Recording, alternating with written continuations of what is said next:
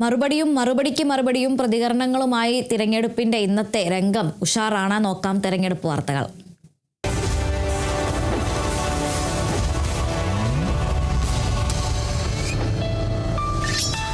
അഹല്യ കേരളാംഗം നിങ്ങൾക്കായി അവതരിപ്പിക്കുന്നത് അഹല്യ തരും best rate and best service. Ahalya സ്വപ്നങ്ങളെ യാഥാർത്ഥ്യമാക്കും കരുതലോടെ. പവേർഡ് ബൈ മിൽമ തൈര്, നന്മയുള്ള പാലിന്റെ മേന്മയുള്ള തൈര്. നിയമസഭാ തെരഞ്ഞെടുപ്പിൽ നാമനിർദ്ദേശ പത്രിക സമർപ്പിക്കാനുള്ള സമയപരിധി ഇന്ന് അവസാനിക്കും.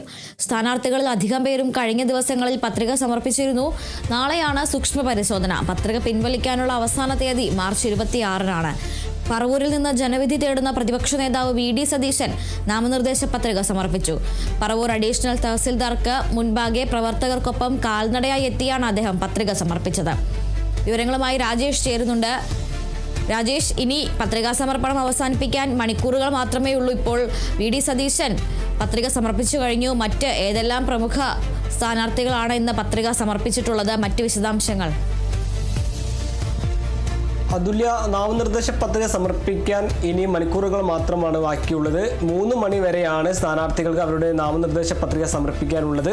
ഈ സാഹചര്യത്തിൽ കൂടി ഒരു വലിയ നീണ്ട നേരം തന്നെയാണ് ഈ നാമനിർദ്ദേശ പത്രിക സമർപ്പിക്കാൻ പ്രത്യക്ഷപ്പെട്ടത്.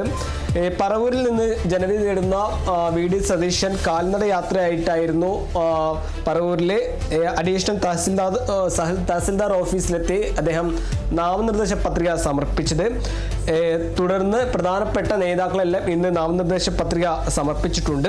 തൊടുപുഴയിലെ യു.ഡി.എഫ് സ്ഥാനാർത്ഥി അനൂപ് ജോസഫ്, സുൽത്താൻ ബത്തേരിയിലെ യു.ഡി.എഫ് സ്ഥാനാർത്ഥി ഐ.സി. ബാലകൃഷ്ണൻ, നേമത്തെ യു.ഡി.എഫ് സ്ഥാനാർത്ഥി കെ.എസ്. ശബരിനാഥ്, ഗുരുവായൂരിലെ എൻ.ഡി.എ സ്ഥാനാർത്ഥി ബി. ഗോപാലകൃഷ്ണൻ, കൊടുവള്ളിയിലെ യു.ഡി.എഫ് സ്ഥാനാർത്ഥി പി.കെ. ഫിറോസ്, തൃക്കാക്കരയിലെ എൻ.ഡി.എ സ്ഥാനാർത്ഥി അഖിൽ മാരാർ തുടങ്ങിയ നിരവധി ആളുകളായിരുന്നു ഇന്ന് സ്ഥാനാർത്ഥി പട്ടിക നാമനിർദ്ദേശ പത്രിക സമർപ്പിച്ചത്.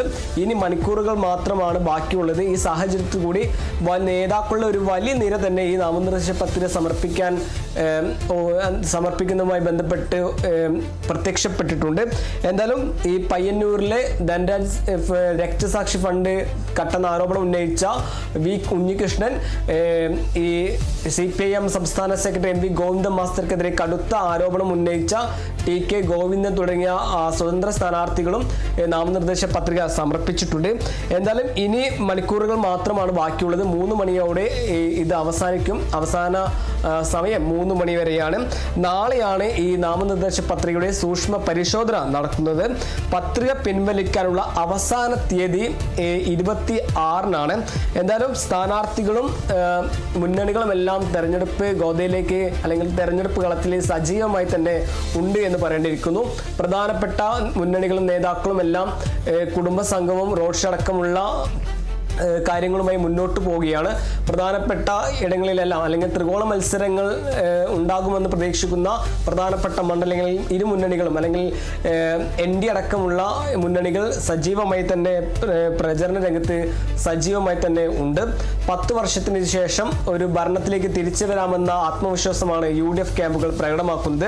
അതേസമയം തന്നെ നിലവിലെ സാഹചര്യം അല്ലെങ്കിൽ പെൻഷൻ അടക്കമുള്ള വർദ്ധിപ്പിച്ചതും നിലവിലെ സാഹചര്യം കേരളത്തിൽ സംസ്ഥാനത്ത് ഭരണവിരുദ്ധ വികാരമില്ല എന്ന നേതാക്കളുടെ പൊതു അഭിപ്രായവും ഇതെല്ലാം ഇടത് ക്യാമ്പിന് വലിയതുള്ള ആത്മവിശ്വാസം നൽകുന്നുണ്ട്. അതേസമയം തന്നെ വോട്ട് ശതമാനം വർദ്ധിപ്പിക്കാൻ തങ്ങൾക്കായത് ഈ നിയമസഭാ തെരഞ്ഞെടുപ്പിൽ അതൊരു വലിയ മുതൽക്കൂട്ടാകുമെന്നാണ് BJP ക്യാമ്പുകൾ പ്രകടമാക്കുന്ന അല്ലെങ്കിൽ അവകാശവാദം ഉന്നയിക്കുന്ന പ്രധാനപ്പെട്ട ഒരു കാര്യം. ഈ സാഹചര്യത്തിൽ കൂടി BJPയുടെ പ്രധാനപ്പെട്ട A ക്ലാസ് മണ്ഡലങ്ങളിലേക്ക് ദേശീയ നേതാക്കളെ പ്രചരണത്തിനിറക്കി അത് വോട്ട് ഉറപ്പിക്കാനുള്ള രാഷ്ട്രീയ തന്ത്രമാണ് BJP ക്യാമ്പുകളിൽ പ്രകടമാകുന്നത്. അതിനായി പ്രധാനമന്ത്രി നരേന്ദ്രമോദി ഈ ഞായറാഴ്ച തൃശ്ശൂരിലെത്തും. പത്മജ വേണുഗോപാലിന്റെ പ്രചരണവുമായി ബന്ധപ്പെട്ടാണ് ഞായറാഴ്ച മോദി കേരളത്തിലെത്തുന്നത്. ഈ പാലക്കാട് എത്തുന്ന അല്ലെങ്കിൽ ആദ്യ പ്രചരണം പാലക്കാട് ആവാനുള്ള സാധ്യത. അതിനുശേഷമായിരിക്കും മോദി തൃശ്ശൂരിലെത്തുക. പത്മജ വേണുഗോപാലുമായുള്ള റോഡ് ഷോ അടക്കമുള്ള സംഘടിപ്പിക്കുന്നതെന്നാണ് നിലവിൽ ഇപ്പോൾ ലഭിക്കുന്ന വിവരം. എന്തായാലും 3 മുന്നണികളും വലിയതുള്ള ആത്മവിശ്വാസം പ്രകടമാക്കുന്നുണ്ട്. എന്തായാലും ഈ നാമനിർദ്ദേശ പത്രിക സമർപ്പിക്കാൻ ഇനി മണിക്കൂറുകൾ മാത്രമാണ് ബാക്കിയുള്ളത്. ഈ സാഹചര്യത്തിൽ കൂടി ഈ നേതാക്കൾക്കിടയിൽ അല്ലെങ്കിൽ സ്ഥാനാർത്ഥികൾക്കിടയിൽ വലിയൊരു നീണ്ട നിര തന്നെ പ്രകടമാകുന്നുണ്ട്. അതുല്യ. ശരി രാജേഷ്, ഇനി നാമനിർദ്ദേശ പത്രിക സമർപ്പിക്കാൻ മണിക്കൂറുകൾ മാത്രമാണ് ബാക്കിയുള്ളത്. VD സതീശൻ അടക്കമുള്ള പ്രമുഖ സ്ഥാനാർത്ഥികളെല്ലാം തന്നെ പത്രിക സമർപ്പിച്ചു കഴിഞ്ഞു. രാജേഷാണ് വിവരങ്ങൾ നൽകിയത്.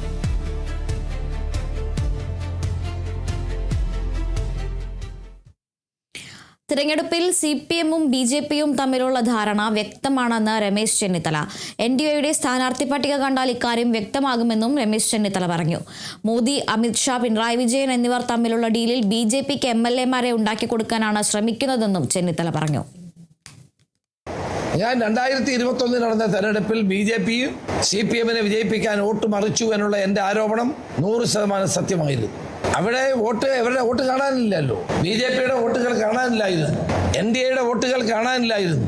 അപ്പൊ കേരളത്തിൽ BJP-യും CPM-ഉം തമ്മിലുള്ള ഒരു പൊളിറ്റിക്കൽ ഡീൽ നടന്നുകൊണ്ടിരിക്കുകയാണ്. ഉദാഹരണം, വാസവൻ മത്സരിക്കുന്ന ഏറ്റുമാനൂർ നിയോജക മണ്ഡലത്തിൽ BJP-ക്ക് സ്ഥാനാർത്ഥി 30,000 വോട്ട് പിടിച്ച സ്ഥലത്ത് BJP ഇല്ല. സ്ഥാനാർത്ഥി വേറെ ഒരു സംഘടനയുടെ പേരിലുള്ള സ്ഥാനാർത്ഥി, ആരാണെന്ന് പോലും അറിയില്ല. ഇങ്ങനെ പല നിയോജക മണ്ഡലങ്ങളും എടുത്താൽ CPM-ഉം BJP-യും തമ്മിലുള്ള ധാരണ ഉണ്ടാക്കി ഈ തെരഞ്ഞെടുപ്പിൽ മത്സരിക്കുക. അത് UDF അധികാരത്തിൽ വരുന്ന തടയാൻ വേണ്ടിയുള്ള മാർഗമാണ്. ഞാൻ ഒരു കാര്യം പറയാം, BJP-ക്ക് ചെയ്യുന്ന NDAയ്ക്ക് ചെയ്യുന്ന ഓരോ വോട്ടും CPM-നെ സഹായിക്കുകയാണ് അതുവഴി ചെയ്യുന്നത്. CPIM BJP ഡീൽ ആരോപണത്തിന് മറുപടിയുമായി മുഖ്യമന്ത്രി പിണറായി വിജയൻ. 2016 നേമത്തെ BJP വിജയമുയർത്തിയാണ് മുഖ്യമന്ത്രി മറുപടി നൽകിയത്. നേമത്ത് BJP സീറ്റ് നേടാൻ കാരണമായത് UDF-ഉമായുള്ള ഡീലാണെന്നും മുഖ്യമന്ത്രി പറഞ്ഞു. 2016 നേമത്ത് നിന്ന് BJP ജയിച്ചു വന്നല്ലോ. നിയമസഭയിൽ അക്കൗണ്ട് തുടങ്ങിയല്ലോ. എങ്ങനെയായിരുന്നു ആ അക്കൗണ്ട് തുടങ്ങിയത്? നിയമസഭയിൽ മത്സരം നടന്നപ്പോൾ ആ നിയമ സീറ്റിൽ കോൺഗ്രസിന്റെ വോട്ടിന് എന്ത് സംഭവിച്ചു? വലിയ ഇടിവല്ലേ കോൺഗ്രസിന്റെ വോട്ടിന് പറ്റിയത്. എന്നാൽ വേറൊരു മണ്ഡലത്തിൽ നിന്ന് ഒരു കോൺഗ്രസ് നേതാവിന് ജയിച്ചു വരാൻ വേണ്ടി ഉണ്ടാക്കിയ ഡീലായിരുന്നില്ലേ അത്? ആ ഡീലിന്റെ ഭാഗമായിട്ടല്ലേ അക്കൗണ്ട് തുറക്കാൻ BJPക്ക് കഴിഞ്ഞത്? വിശദാംശങ്ങളുമായി ശ്രീജിത്ത് ചേരുന്നുണ്ട്. ശ്രീജിത്ത്, കഴിഞ്ഞ ദിവസം KC വേണുഗോപാലും അതുപോലെ തന്നെ VD സതീശനുമെല്ലാം CPIM BJP ഡീലിനെ കുറിച്ചായിരുന്നു സംസാരിച്ചത്. ചിലയിടത്ത് ദുർബലരായ സ്ഥാനാർത്ഥികളെ നിർത്തിയിരിക്കുന്നത് ഈ ഡീലിന്റെ ഭാഗമായിട്ടാണെന്നൊക്കെയായിരുന്നു വാദങ്ങൾ.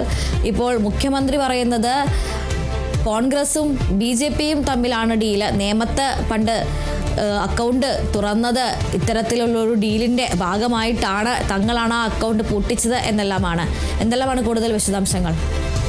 തീർച്ചയായും പാലക്കാട് സ്ഥാനാർത്ഥി പ്രഖ്യാപനത്തിന് പിന്നാലെ തന്നെയായിരുന്നു കോൺഗ്രസിന്റെ നിരന്തര ആരോപണം. പ്രത്യേകിച്ച് VD സതീശനായിരുന്നു അത്തരം ഒരു ആരോപണം ഉന്നയിച്ചത്. BJP-യും അതോടൊപ്പം തന്നെ LDF-ഉം തമ്മിലുള്ള ഡീലിന്റെ ഭാഗമായാണ് പാലക്കാട് ഒരു സ്വതന്ത്രനെ മത്സരിപ്പിച്ചതെന്ന VD സതീശന്റെ ആരോപണത്തിന് കൃത്യമായി തന്നെയാണ് നിലവിൽ മുഖ്യമന്ത്രി പിണറായി വിജയൻ മറുപടി പറഞ്ഞിരിക്കുന്നത്. അദ്ദേഹം ചില പഴയ ചരിത്രം സൂചിപ്പിച്ചുകൊണ്ടാണ് ഇതിനുള്ള മറുപടി സൂചിപ്പിച്ചിരിക്കുന്നത്. കൊലീബി സഖ്യം വർഷങ്ങൾക്ക് മുൻപ് കോൺഗ്രസ് BJP ലീഗ് സഖ്യത്തെക്കുറിച്ച് ഓർമ്മിപ്പിച്ചു കൊണ്ടാണ് അദ്ദേഹം മറുപടിയിലേക്ക് കടന്നിരിക്കുന്നത്. അതോടൊപ്പം തന്നെ 2016 BJP അക്കൗണ്ട് തുറന്ന നേമത്ത് അന്ന് കോൺഗ്രസ് ദുർബലനായ ഒരു ഘടകകക്ഷിക്ക് സ്ഥാനം നൽകുകയും ആ ഘടകകക്ഷി മത്സരിച്ച പശ്ചാത്തലത്തിലായിരുന്നു അന്ന് നേമത്ത് BJPക്ക് അക്കൗണ്ട് തുറക്കാൻ കഴിഞ്ഞതും. പിന്നീട് അത് പൂട്ടിച്ചത് LDF-ഉം CPM-ഉം ചേർന്നാണെന്നും അദ്ദേഹം പറയുന്നു. അതോടൊപ്പം തന്നെ ഡൽഹിയിൽ കെജ്രിവാളിനെ അറസ്റ്റ് ചെയ്തപ്പോൾ കോൺഗ്രസ് നേതാക്കൾ പടക്കം പൊട്ടിച്ച് ആഘോഷിച്ചു. ആ ആഘോഷത്തിൻ്റെ ഗുണം ലഭിച്ചതോ BJPക്കാണ്. നിലവിൽ BJPക്ക് അവിടെ സർക്കാർ രൂപീകരിക്കാൻ വേണ്ടിയുള്ള സഹായങ്ങൾ ചെയ്തു കൊടുത്തതും കോൺഗ്രസ് ആണെന്ന് സൂചിപ്പിക്കുന്നുണ്ട്. പിന്നീട് എല്ലാവരും പ്രതീക്ഷിച്ചിരുന്ന ഒരു സ്ഥലമാണ് BJPയെ അധികാരത്തിൽ നിന്നും പുറത്താക്കാൻ കഴിയുമെന്ന് പ്രതീക്ഷിച്ചിരുന്ന ഹരിയാനയിലും ഇത്തരത്തിൽ കോൺഗ്രസിൻ്റെ ഒരു ദുർബലമായ നിലപാട് കൊണ്ട് BJPക്ക് അവിടെ അധികാരത്തിലെത്താൻ കഴിഞ്ഞു. അങ്ങനെ VD സതീശൻ 2-3 ദിവസങ്ങളായി ആരോപിക്കുന്ന എല്ലാ കാര്യങ്ങൾക്കും കൃത്യമായി തന്നെ കണക്കുകൾ ചൂണ്ടിക്കാട്ടി. അതോടൊപ്പം തന്നെ കോൺഗ്രസിൻ്റെ ഇത്തരം ദുർബലമായ നിലപാടുകൾ കൊണ്ട് BJPക്ക് എങ്ങനെ ഗുണം ലഭിച്ചു എന്നതിനെക്കുറിച്ചുള്ള ഒരു വലിയ വിമർശനം തന്നെയാണ് പിണറായി വിജയൻ ഉന്നയിച്ചിരിക്കുന്നത്. അതോടൊപ്പം തന്നെ രാഹുൽ ഗാന്ധിയും കോൺഗ്രസും BJPയുടെ RSSൻ്റെയും B ടീമാണെന്ന രീതിയിലുള്ള വിമർശനവും ഉന്നയിച്ചിട്ടുണ്ട്. കേരളത്തിൽ ഇനി BJPയെ തടയുവാൻ അത് LDF-ന് കഴിയുകയുള്ളൂ. അതോടൊപ്പം തന്നെ RSSൻ്റെയും അതോടൊപ്പം തന്നെ BJPയുടെ എല്ലാം പിന്തുണ വിവിധ കാലങ്ങളിൽ കോൺഗ്രസ് വാങ്ങിയിട്ടുണ്ട്. ആ വാങ്ങിയ പശ്ചാത്തലത്തെക്കുറിച്ചും അദ്ദേഹം പറയുന്നുണ്ട്. RSSൻ്റെ നേതാക്കൾ ചില മുൻ തെരഞ്ഞെടുപ്പിൽ ഒരു ഘട്ടത്തിൽ അങ്ങനെ ഒരു വിമർശനം തന്നെ ഉന്നയിച്ചിട്ടുണ്ട്. തങ്ങളുടെ 41 മണ്ഡലങ്ങളിൽ തങ്ങളുടെ സഹായം കൊണ്ടാണ് കോൺഗ്രസിന് വിജയിക്കാൻ കഴിഞ്ഞത്, ഭരണത്തിൽ വരാൻ കഴിഞ്ഞതെന്ന് RSS നേതാക്കൾ വിമർശിച്ചതായി RSS നേതാക്കൾ ചൂണ്ടിക്കാണിച്ചതായും പിണറായി വിജയൻ പറയുന്നു. എന്തായാലും തുടർച്ചയായ 2 ദിവസമായി നിൽക്കുന്ന ഈ ഡീൽ ആരോപണങ്ങൾക്ക് കൃത്യമായി തന്നെ പിണറായി വിജയൻ മറുപടി പറയാൻ ഇപ്പോൾ കഴിഞ്ഞിട്ടുണ്ട്. ശരി ശ്രീജിത്ത്, പാലക്കാട് സ്ഥാനാർത്ഥി പ്രഖ്യാപനത്തിൽ പാലക്കാട് പൊതുസ്വതന്ത്രനായി NMR റസാഖിനെ നിർത്തിയപ്പോൾ തൊട്ട് ഈ ഒരു ആരോപണം ഉയർന്നു വരുന്നതാണ്. പാലക്കാട്ടെ ഇടതുപക്ഷത്തിൻ്റെ സ്ഥാനാർത്ഥി ദുർബലനാണ്, അത് BJPക്ക് ഗുണം ചെയ്യാൻ വേണ്ടിയാണ് എന്നുള്ളൊരു ആരോപണം. ഇപ്പോൾ അതിന് മറുപടിയായാണ് 2016 കോലീബി സഖ്യം ഓർമ്മയില്ലേ, BJP 2016 നേമത്ത് ജയിച്ചത് കോൺഗ്രസിൻ്റെ ഡീൽ കാരണമാണ് എന്നുള്ളൊരു തിരിച്ചൊരു മറുപടിയുമായി ഇപ്പോൾ പിണറായി വിജയൻ എത്തിയിരിക്കുന്നത്. ശ്രീജിത്താണ് വിവരങ്ങൾ നൽകിയത്. സർക്കാർ നേട്ടങ്ങൾ എണ്ണിപ്പറഞ്ഞും UDFനെ കടന്നാക്രമിച്ചും മുഖ്യമന്ത്രി പിണറായി വിജയൻ. 10 വർഷം മുൻപുള്ള UDF സർക്കാരിന്റെ ഭരണകാലത്ത് ആരോഗ്യരംഗം തകർച്ചയിലായിരുന്നെന്നും പാഠപുസ്തകങ്ങൾ പോലും വിതരണം ചെയ്യാനാവാത്ത വിധം വിദ്യാഭ്യാസ രംഗം കുത്തഴിഞ്ഞു കിടക്കുകയായിരുന്നെന്നും മുഖ്യമന്ത്രി ആരോപിച്ചു. ആ ഇരുണ്ട കാലത്തു നിന്നാണ് കേരളത്തെ പുനർനിർമ്മിക്കാനുള്ള ഉത്തരവാദിത്തം ഇടത് സർക്കാർ ഏറ്റെടുത്തത്. സൗജന്യ ചികിത്സ നൽകുന്നതിലും സർക്കാർ മികച്ച നേട്ടം കൈവരിച്ചുവെന്നും മുഖ്യമന്ത്രി പറഞ്ഞു. LDF സ്ഥാനാർത്ഥികളുടെ തിരഞ്ഞെടുപ്പ് പ്രചാരണത്തിനിടെ പത്തനംതിട്ടയിലെ വാർത്താസമ്മേളനത്തിൽ സംസാരിക്കുകയായിരുന്നു അദ്ദേഹം. വിദ്യാർത്ഥികൾ കൂട്ടത്തോടെ പൊതുവിദ്യാലയങ്ങളിൽ നിന്നും കൊഴിഞ്ഞുപോയി. പാഠപുസ്തകങ്ങൾ പോലും കൃത്യമായി നൽകാത്ത അവസ്ഥ. കുട്ടികൾ പാഠപുസ്തകങ്ങളുടെ ഫോട്ടോസ്റ്റാറ്റ് ഉപയോഗിക്കേണ്ടി വന്ന ഗതികേട്. ലാഭകരമല്ല എന്ന് പറഞ്ഞ് സ്കൂളുകൾ അടച്ചുപൂട്ടുന്നില്ല. വൈദ്യുതി രംഗത്ത് സമ്പൂർണ്ണ പരാജയം. ലോഡ് ഷെഡിങ് വ്യവസ്ഥാപിതമാക്കുന്നില്ല. പൊതുഗതാഗത രംഗവും കട്ടപ്പുറത്താക്കി. ആ ഇരുണ്ട കാലത്ത് നിന്നാണ് കേരളത്തെ പുനർനിർമ്മിക്കാനുള്ള ചരിത്രപരമായ ഉത്തരവാദിത്വം LDF സർക്കാർ ഏറ്റെടുത്തത്. സാധാരണക്കാർ LDF സർക്കാരിന്റെ കരുതൽ ഏറ്റവും വ്യക്തമായ മേഖലയാണ് ആരോഗ്യ മേഖല. 2016 UDF പടിയിറങ്ങുമ്പോൾ ആരോഗ്യ മേഖലക്കുള്ള ബജറ്റ് വിഹിതം 665 കോടി രൂപയായിരുന്നു. എന്നാൽ LDF ഭരണത്തിലത് 3000 കോടിയിലധികമാക്കി. പാലക്കാട്ടെ കോൺഗ്രസ് സ്ഥാനാർത്ഥി രമേശ് പിഷാരടിക്കെതിരെ ഉന്നയിച്ച കോമാളി പ്രയോഗത്തിൽ ഖേദം പ്രകടിപ്പിച്ച മുൻ ധനമന്ത്രി തോമസ് ഐസക്. രമേശ് പിഷാരടിക്കെതിരെ ഉന്നയിച്ചത് രാഷ്ട്രീയ വിമർശനമാണെന്നാണ് വിശദീകരണം. പലസ്തീൻ വിഷയത്തിലെ പിഷാരടിയുടെ അരാഷ്ട്രീയ നിലപാടിനെയാണ് താൻ വിമർശിച്ചതെന്നും കോമാളി പ്രയോഗത്തിൽ ഖേദം പ്രകടിപ്പിക്കുന്നതായും തോമസ് ഐസക് പറഞ്ഞു. മധ്യേഷ്യയിലെ പ്രതിസന്ധിയെക്കുറിച്ചും പലസ്തീൻ വിഷയത്തെക്കുറിച്ചും ഞങ്ങൾക്കും കോൺഗ്രസിനും നിലപാടുണ്ടെന്നും എന്നാൽ ആ നിലപാടുകൾക്ക് വിരുദ്ധമായുള്ള പിഷാരടിയുടെ അരാഷ്ട്രീയ നിലപാടിനെ മാത്രമാണ് താൻ വിമർശിച്ചതെന്നും തോമസ് ഐസക് മാധ്യമങ്ങളോട് പറഞ്ഞു. കോമാളി വേഷം കെട്ടുന്നവരെ സ്ഥാനാർത്ഥിയാക്കിയിട്ട് എന്ത് കാര്യമെന്നായിരുന്നു തോമസ് ഐസക്കിന്റെ പരാമർശം.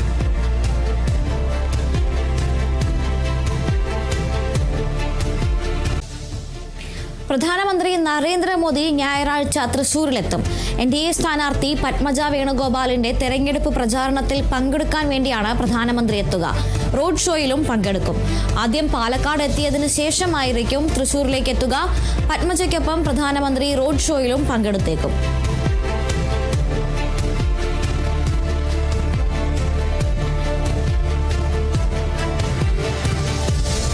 NDAയുടെ പ്രചരണ പ്രവർത്തനങ്ങൾക്കായി പ്രധാനമന്ത്രി നരേന്ദ്രമോദി ഞായറാഴ്ച തൃശൂരിലെത്തുകയാണ്.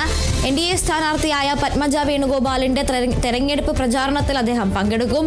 റോഡ് ഷോയിലും പങ്കെടുത്തേക്കും. ആദ്യം പാലക്കാട് എത്തിയതിനു ശേഷമായിരിക്കും തൃശൂരിലേക്ക് എത്തിയിരിക്കുക.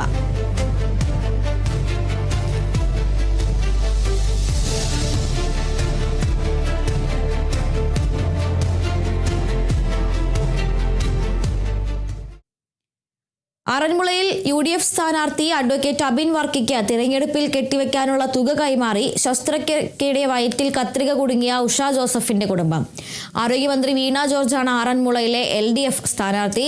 ആരോഗ്യവകുപ്പിന്റെ സിസ്റ്റം തകരാറിന്റെ ഇരയാണ് ഉഷയെന്നും ആരോഗ്യവകുപ്പിനെതിരെയുള്ള ഇവരുടെ കുടുംബത്തിന്റെ പ്രതിഷേധത്തിന്റെ ഭാഗമായി നൽകിയ പണം സ്വീകരിക്കുന്നതിൽ സന്തോഷമുണ്ടെന്നും അബിൻ വർക്കി പറഞ്ഞു. 2021 മെയ് 12 വണ്ടാനം മെഡിക്കൽ കോളേജ് ആശുപത്രിയിൽ ഗർഭപാത്രം നീക്കുന്ന ശസ്ത്രക്രിയക്കിടെയാണ് ഉഷയുടെ വയറ്റിൽ ശസ്ത്രക്രിയാ ഉപകരണം മറന്നുവെച്ചത്. തുടർന്ന് 5 വർഷത്തിനു ശേഷമാണ് കൊച്ചിയിലെ സ്വകാര്യ ആശുപത്രിയിൽ വെച്ച് ശസ്ത്രക്രിയയിലൂടെ ഉപകരണം പുറത്തെടുത്തത്. നിലവിൽ വീട്ടിൽ വിശ്രമത്തിലാണ് ഉഷ.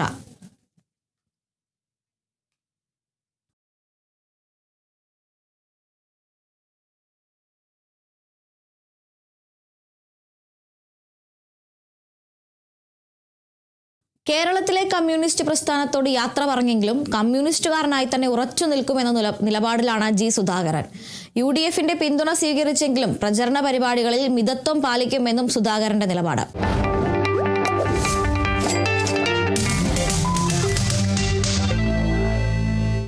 ജനകീയ ജനാധിപത്യ മുന്നണി സ്ഥാനാർത്ഥിയായി ജി സുധാകരൻ പത്രിക സമർപ്പിച്ചു കഴിഞ്ഞു.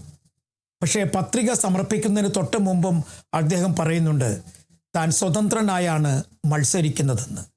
തന്നിലെ കമ്മ്യൂണിസ്റ്റുകാരൻ ഒപ്പമുണ്ടെന്ന്. പക്ഷേ പാർട്ടി ബന്ധം വിച്ഛേദിച്ചു എന്ന് മാത്രമേ ഉള്ളൂവെന്നും തനിക്ക് ചുവരെഴുത്തുകളില്ല എന്നും ബ്രാഞ്ച് തലത്തിലുള്ള കമ്മിറ്റികളില്ല എന്നും വലിയ തരത്തിലുള്ള പ്രചരണ പരിപാടികൾ ഉണ്ടാകില്ല എന്നുമൊക്കെ ജി സുധാകരൻ പറയുന്നുണ്ടെങ്കിലും UDF ഇതൊരു വലിയ വാർത്തയാക്കാനോ അല്ലെങ്കിൽ വലിയ തരത്തിലുള്ള ഒരു പ്രചരണ പരിപാടിയാക്കി മാറ്റാനോ ഉദ്ദേശിക്കുന്നില്ല. UDFന്റെ മുന്നിൽ ഒന്ന് മാത്രമാണ്, അമ്പലപ്പുഴ പിടിച്ചെടുക്കുക. അതിനുള്ള എല്ലാ തരത്തിലും നീക്കങ്ങളും UDFന്റെ ഭാഗത്തു നിന്നും ഉണ്ടാകും. മുതിർന്ന നേതാക്കന്മാർ ഉൾപ്പെടെയുള്ളവർ ജി സുധാകരന്റെ മത്സരവുമായി ബന്ധപ്പെട്ട് കാര്യമായി ഒന്നും തന്നെ പ്രതിപാദിച്ചിട്ടില്ല എങ്കിൽ തന്നെയും പിന്തുണ എല്ലാ തരത്തിലും ജി സുധാകരന് നൽകാൻ തീരുമാനിച്ചു കഴിഞ്ഞു. ഒപ്പം ജി സുധാകരനും UDFന്റെ പിന്തുണ ഏറ്റെടുക്കാൻ തയ്യാറായി കഴിഞ്ഞു. ഇനി വലിയ തരത്തിലുള്ള മത്സരത്തിലേക്ക് കാര്യങ്ങൾ നീങ്ങുകയാണ്. അതായത് UDF സ്വതന്ത്രനായി ജി സുധാകരനുണ്ടാവും, LDFന്റെ സ്ഥാനാർത്ഥിയായി H സലാമും. മണ്ഡലത്തിൽ മത്സരം പൊടിപൊടിക്കും എന്നുള്ളത് ഉറപ്പാണ്. പക്ഷേ ഇതിൻ്റെ പ്രതിഫലനങ്ങൾ ആലപ്പുഴ ജില്ലയിലെ മറ്റു മണ്ഡലങ്ങളിൽ ഉണ്ടാകുമോ ഇല്ലയോ എന്നുള്ളതാണ് പാർട്ടി, അതായത് CPIM ശ്രദ്ധയോടുകൂടി വീക്ഷിക്കുന്നത്. പ്രത്യേകിച്ചും കായംകുളം പണ്ട് ജി സുധാകരൻ്റെ തട്ടകമായിരുന്നു. അവിടെ മാത്രമല്ല, മറ്റ് പല സ്ഥലങ്ങളിലും പ്രത്യേകിച്ചും ആലപ്പുഴയിലും ചേർത്തലയിലും അരൂരിലുമൊക്കെ തന്നെ ജി സുധാകരന് തൻ്റേതായ ചില സ്വാധീനങ്ങളുണ്ട്. ആ സ്വാധീനങ്ങൾ ഉപയോഗിച്ച് വോട്ടട്ടിമറിക്കുവാൻ ജി സുധാകരൻ ശ്രമിക്കുമോ, അതോ അവിടെ ആ ജി സുധാകരനിലെ കമ്മ്യൂണിസ്റ്റുകാരൻ കമ്മ്യൂണിസ്റ്റിനൊപ്പം നിൽക്കുമോ എന്നൊരു ചോദ്യവും ഇപ്പോഴും ഉത്തരം കിട്ടാതെ നിലനിൽക്കുന്നുണ്ട്. എന്തായാലും ഒരു കാര്യം ഉറപ്പായി, അമ്പലപ്പുഴയിൽ വലിയ തരത്തിലുള്ള മത്സരത്തിലേക്ക് കാര്യങ്ങൾ നീങ്ങുമെന്ന്.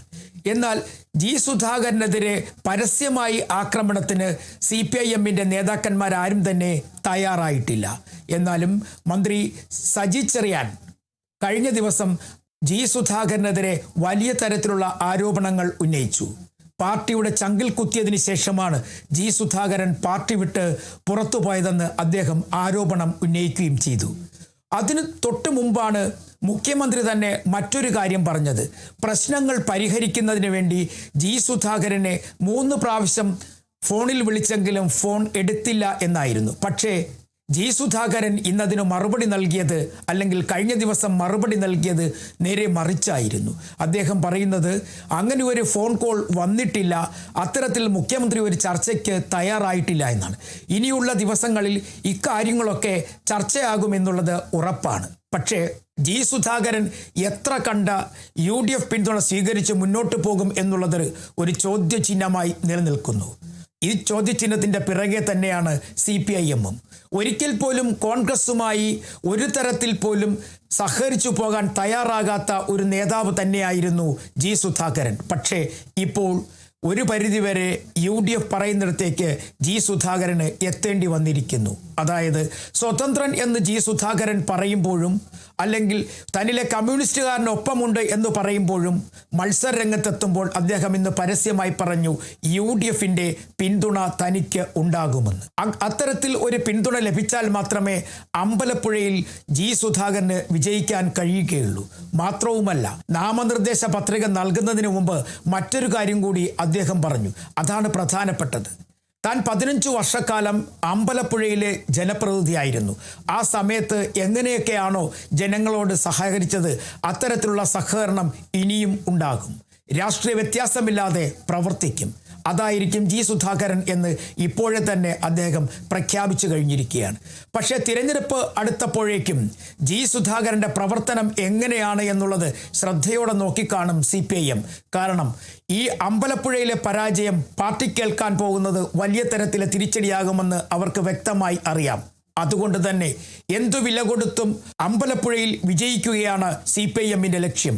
അതിനായി എല്ലാ അടവുകളും പയറ്റും.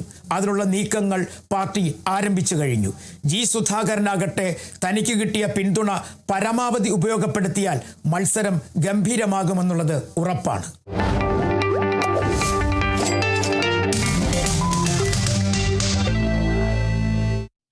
ഇടുക്കി ദേവികുളം മണ്ഡലത്തിൽ വലിയ വിജയപ്രതീക്ഷയുണ്ടെന്ന് BJP നോർത്ത് ജില്ലാ പ്രസിഡന്റ് ശ്രീവിദ്യ രാജേഷ്. തൊടുപുഴയിൽ 2020 സീറ്റ് നൽകിയത് തങ്ങളുടെ ഘടകകക്ഷി ആയതിനാലാണ്. തൊടുപുഴയിലും 2020 സ്വാധീനം ചെലുത്താനാകുമെന്നാണ് കരുതുന്നതെന്നും ശ്രീവിദ്യ രാജേഷ് കേരള വിഷൻ ന്യൂസിനോട് പറഞ്ഞു. BJPയുടെ ഇടുക്കി ജില്ലാ പ്രസിഡന്റ് നമുക്കൊപ്പം ചേരുന്നുണ്ട്. എങ്ങനെയുണ്ട് ഈ പ്രാവശ്യം മണ്ഡലത്തിലെ ഒരു വിജയസാധ്യത? വലിയ പ്രതീക്ഷയോടെയാണ് മണ്ഡലത്തിലെ ഓരോ ആളുകളും വർക്ക് ചെയ്യുന്നത്. അതുമാത്രമല്ല, കഴിഞ്ഞ 15 വർഷക്കാലം അദ്ദേഹം ഒരു MLA എന്നുള്ള രീതിയിൽ വർക്ക് ചെയ്ത സ്ഥലം കൂടിയാണല്ലോ. അപ്പം തീർച്ചയായിട്ടും പാർട്ടി പ്രവർത്തകർക്കും ഇവിടുത്തെ ഓരോ സാധാരണക്കാർക്കും പരിചിതനായിട്ടുള്ള ആളുകളാണ്. അതുകൊണ്ട് നല്ല പ്രതീക്ഷയിലാണ് പാർട്ടി ഇങ്ങനെ ഒരു സ്ഥാനാർത്ഥിയെ ഈ നിയോജക മണ്ഡലത്തിൽ നിർദ്ദേശിച്ചത്. ഈ പ്രചാരണ പരിപാടികളൊക്കെ എങ്ങനെയായിരിക്കും മണ്ഡലത്തിൽ? വരുന്ന ദിവസങ്ങളിൽ കാര്യമായിട്ടുള്ള പ്രചാരണ പരിപാടികൾ, റോഡ് ഷോ ഉൾപ്പെടെയുള്ള കാര്യങ്ങൾ, കൂടാതെ കൺവെൻഷനുകൾ, അങ്ങനെ ബൂത്ത് തലത്തിലുള്ള മീറ്റിങ്ങുകൾ ഉൾപ്പെടെ എല്ലാം തന്നെ ഇവിടെ സജ്ജീകരിച്ചിട്ടുണ്ട്. നിലവിൽ ഈ തൊടുപുഴ 2020 നൽകിയതിൽ BJP നേതാക്കൾ ചെറിയൊരു അതൃപ്തിയുണ്ടെന്ന് പറയുന്നുണ്ട്. എങ്ങനെയാണ്? നമ്മുടെ ഘടകകക്ഷിയാണ്, അപ്പോൾ അവരുടെ ആവശ്യമാണ്. അപ്പോൾ തീർച്ചയായിട്ടും പാർട്ടി അവരുടെ ഒപ്പം തന്നെയാണുള്ളത്. അല്ലാതെ അതിനകത്തുള്ള ചില ആളുകൾ അങ്ങനെ സംസാരിക്കുന്നു എന്ന് വെച്ച് പാർട്ടിയുടെ ഘടകകക്ഷി അങ്ങനെ അല്ലാതാവുന്നില്ലല്ലോ. തീർച്ചയായിട്ടും സ്വാധീനമുള്ള സ്ഥലമാണ്. അതുകൊണ്ട് അദ്ദേഹത്തിന് മുൻപ് പരിചയമുണ്ട് അവിടെ മത്സരിച്ച്. അപ്പോൾ റോയ് ചേട്ടന് തീർച്ചയായിട്ടും ആളുകളിലേക്ക് സ്വാധീനം ചെലുത്താൻ സാധിക്കുമെന്നുള്ള വിശ്വാസത്തിലാണ് പാർട്ടി അങ്ങനെ ഒരു സ്ഥാനാർത്ഥി നിർദ്ദേശിച്ചത്. മുൻപ് ഈ തൊടുപുഴ തന്നെ BJPക്ക് വലിയൊരു വോട്ട് നേടാൻ സാധിച്ചിട്ടുണ്ട്. പക്ഷേ ഒരു 2020 കൊടുത്തപ്പോൾ തന്നെ അതൊരു വലിയൊരു ആക്ഷേപം ഉയർന്നിട്ടുണ്ട്. ഇല്ല, അങ്ങനെയല്ല. പാർട്ടിക്ക് ഈ പ്രാവശ്യവും തൊടുപുഴ മുനിസിപ്പാലിറ്റിയിൽ പ്രതിപക്ഷത്തിരിക്കുന്ന പാർട്ടിയാണ് നമ്മളിപ്പോൾ. അപ്പോൾ തീർച്ചയായിട്ടും പാർട്ടിയുടെ വളർച്ച ഉൾപ്പെടെ അദ്ദേഹത്തിൻ്റെതായിട്ടുള്ള സ്വാധീനവും 2020 സാബു ജേക്കബ് സാർ നയിക്കുന്ന 2020 എന്ന ഘടകകക്ഷിയുടെ സ്വാധീനവും തീർച്ചയായിട്ടും ഈ പ്രാവശ്യം വോട്ട് നൽകിക്കും. അതിൻ്റെതായിട്ടുള്ള മാറ്റം പാർട്ടിയുടെ ഈ കാൻഡിഡേറ്റ് കൊണ്ടുവരുമെന്നാണ് നമ്മൾ വിശ്വസിക്കുന്നത്. ദേവികുളം മണ്ഡലത്തിൽ ഇത്തവണ വിജയം ഉറപ്പാണല്ലേ? തീർച്ചയായിട്ടും അത്തരത്തിൽ തന്നെയാണ് പാർട്ടി പ്രവർത്തനം. തീർച്ചയായിട്ടും വിശ്വസിക്കുന്നതാണ്. ഏതായാലും ദേവികുളം മണ്ഡലത്തിൽ ഇത്തവണ BJP സ്ഥാനാർത്ഥി S. രാജേന്ദ്രൻ വിജയിക്കുമെന്നാണ് നേതൃത്വം വ്യക്തമാക്കുന്നത്. ക്യാമറമാൻ AP രാജയ്ക്കൊപ്പം ബിനീഷ് ആന്റണി, കേരള വിഷൻ ന്യൂസ്, ഇടുക്കി. നിയമസഭാ തിരഞ്ഞെടുപ്പിനുള്ള വോട്ടർ പട്ടികയിൽ പേര് ചേർക്കാനുള്ള സമയപരിധി അവസാനിച്ചെന്ന് മുഖ്യ തിരഞ്ഞെടുപ്പ് കമ്മീഷൻ. ഇനി അപേക്ഷിക്കുന്നവർക്ക് ഈ തിരഞ്ഞെടുപ്പിൽ വോട്ട് ചെയ്യാനാകില്ല. ഇത്തവണ ജൻസി വോട്ടർമാരുടെ എണ്ണത്തിൽ വലിയ വർധനവുണ്ടായതായും തെരഞ്ഞെടുപ്പ് കമ്മീഷൻ വ്യക്തമാക്കുന്നു. 18-നും 19-നും ഇടയിൽ പ്രായമുള്ള വോട്ടർമാരുടെ എണ്ണത്തിലെ വർധനവ് ജനാധിപത്യ പ്രക്രിയയിൽ സന്തോഷം നൽകുന്ന കാര്യമാണെന്ന് മുഖ്യ തിരഞ്ഞെടുപ്പ് ഓഫീസർ രത്തൻ യു ഖേൽക്കർ പറഞ്ഞു.